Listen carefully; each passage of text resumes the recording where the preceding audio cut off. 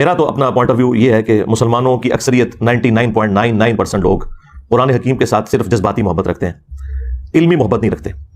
اب آپ پوچھیں گے کہ اتنی بڑی سٹیٹمنٹ کے پیچھے دلیل کیا ہے، تو صرف ایک دلیل، اور وہ یہ ہے کہ کتنے مسلمان ہیں جنہوں نے قرآن کو اپنی نیٹو لینگویج میں ترجمے کے ساتھ پڑھا ہے، یہ جاننے کے لیے کہ میرا رب مجھ سے کیا چاہتا ہے۔ اگر تو یہ علمی محبت ہوتی تو یہ کام کر لیا جاتا۔ آپ کا کوئی دوست بھی فورن ملک سے اپنی لینگویج کے اندر خط لکھے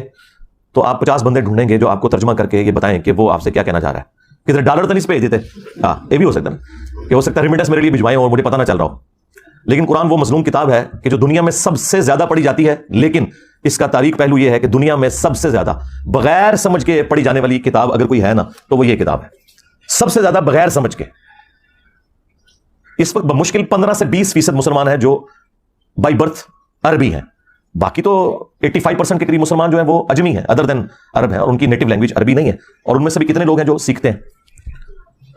تو اگر علمی محبت ہے مسلمانوں کی تو یہ جو پروٹیسٹ ہو رہا ہے یہ اپنی جگہ، سب سے پہلے تو اپنے خلاف پروٹیسٹ کریں نا کہ ہم نے اس کتاب کے ساتھ کیا کیا ہے، ہماری عوام نے، ہمارے علماء نے۔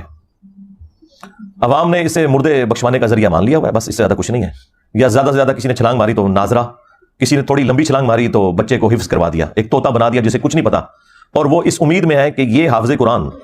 ہمیں ساتھ لے کے جائے گا۔ کتنے لے کے جائے گا یہ آگے جا کے پتا چلے گا۔ بھائی یہ جو ابو داؤد کی حدیث المستدرک للحاکم میں جو حدیث موجود ہے، مشکات کے اندر بھی موجود ہے، حافظ قرآن کی فضیلت کے اعتبار سے وہ اس حافظ کے لیے جس نے قرآن کے حلال کو حلال اور حرام کو حرام جانا۔ جس حافظ قرآن کو یہ پتہ ہی نہیں قرآن میں کیا لکھا ہوا ہے تو وہ یہی کرے گا نا کہ رمضان کے دنوں میں چھوٹی چھوٹی وہ خشخشی داڑھی رکھ لے گا اور تراویح پڑھائے گا مسجد کے اندر جا کے، اینڈ پہ معاوضہ وصول کرے گا اس کا، اور عید والے دن جا کے شیو کروا دے گا، اور پھر اگلے رمضان میں دیہڑی لگانے کا انتظار کرے گا۔ زیادہ تر حافظ تو ایسے ہی ہیں۔ اور جو آپ کو باعمل حافظ قرآن نظر آ رہے ہیں تو ہمارے علماء کا بھی باعمل ہونا یہ ہے کہ کوئی پگڑی یا داڑھی رکھ لے اور شلوار ٹخنوں سے اوپر کر لے یا ہاتھ میں تسبیح پکڑ لے۔ یہ تو ایک چھوٹا سا جز ہے عمل کا۔ باعمل حافظ قرآن یہ ہے کہ جو قرآن کی تعلیمات کو منوان اسی طریقے سے تسلیم کرتا ہے اور اس پر عمل کرتا ہے۔ تو عمل تو اسی صورت میں کرے گا نا جب اسے پتا ہوگا کہ قرآن کے اندر کیا لکھا ہوا ہے۔ جب مسلمان کو یہ پتہ ہی نہیں قرآن میں کیا لکھا ہے، اس نے عمل کہاں سے کرنا ہے؟ اب جن لوگوں کو سمجھ تھی، یعنی علماء کا طبقہ جن کا کام تھا کہ وہ عوام الناس کو دین سکھاتے، وہ الٹا اسلام کے دشمن بن گئے انجانے میں، یا ہو سکتا ہے بعض جان بوجھ کے بھی ایسے کرتے ہوں کہ انہوں نے پبلک میں یہ مشہور کر دیا کہ قرآن و حدیث ڈائریکٹ نہ پڑھنا، گمراہ ہو جاؤ گے۔ آپ مجھے ایمانداری کے ساتھ بتائیں کہ اگر یہ جملہ کوئی کافر بولے، جیوز میں سے، کرسچنز میں سے، ہندوؤں میں سے، کہ یار قرآن ڈائریکٹ نہ پڑھنا گمراہ ہو جاؤ گے،